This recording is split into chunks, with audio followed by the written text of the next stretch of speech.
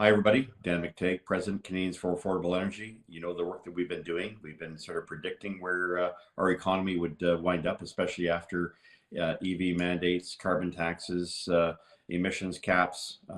You take it, you take your pick. All of them have been demonstrably devastating for most Canadians. And with the exception of a few Canadians who do extraordinarily well, are very rich, probably work as civil servants, and that's not to take away from them. You're impervious to what has been happening in the real market today, including inflation, not just in terms of energy prices, but also consequently prices in terms of home heating, prices in terms of a weakness in the Canadian dollar, higher interest rates for the longest period of time, and of course, higher food prices. All of these things bring us back into sharp focus in terms of what Canadians for Affordable Energy has been discussing. And we could certainly use your help. There's a donate button right here that you can have a look at if you wouldn't mind. And any amount would be greatly appreciated. We do a lot of work on a number of cases and number of files. It does take a lot of research and a lot of resources. I want to talk a little bit about Doug Ford, the Premier of Ontario, with his new mandate. Well, I congratulate him on that. It's very clear that his policies around net zero are driving the economy here in the province of Ontario into an uncertain and most difficult future. We know that part of that net zero plan isn't just to mimic the federal government in terms of changing the ministry from energy to energy electrification. It's also, of course, to spend billions of dollars of money we don't have to provide the services for the EV mandates, which are now no longer needed in the United States. And for the foreseeable future, I don't think Canadians really want to have much to do with it. Not only has the Ford government itself recognized that subsidies are ridiculous in terms of consumers, I think it's very clear that the Canadian government has done the same thing despite its wokeness.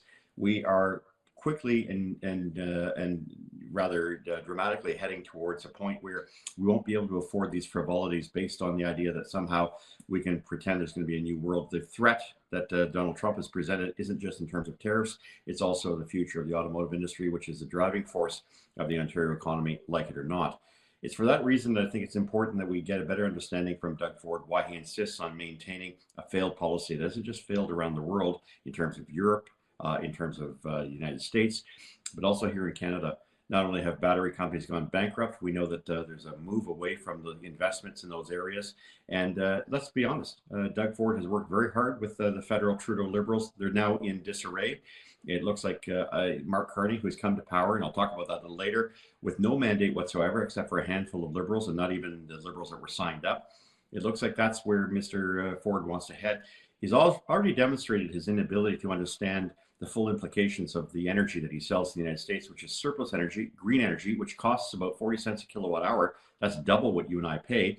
And if we cause them to somehow stop windmills, for instance, it's $120 a kilowatt hour. Though that's money that the taxpayer in Ontario will continue to have to pay. So I think it's really critical that Doug Ford and his team, begin to recognize that the economy of the future has to be based on reality and practicality, not whimsical thinking or the idea that somehow you can copy what the federal government is doing, bad policies which are leading to less jobs, higher debt, and at the end of the day, making us extraordinarily vulnerable to the Donald Trumps of this world, who know that Canada's inability to get energy to market is becoming more and more difficult. We are also vulnerable in Ontario. For instance, we bring in a lot of our natural gas from the Utica and Marcellus shale plays. Those are from the United States.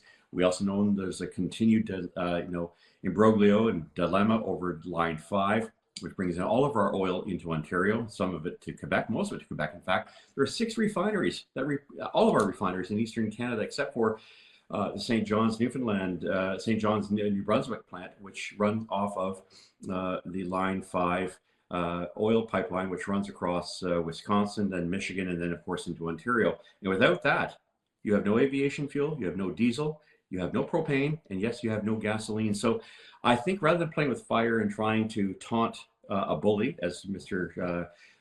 Ford appears to be doing, which of course makes him look like a bit of a bully, it's time for him to recognize that the net zero policies have done nothing but create net zero opportunities for Ontario, and is making Ontario less of a competitive place and making our future most uncertain.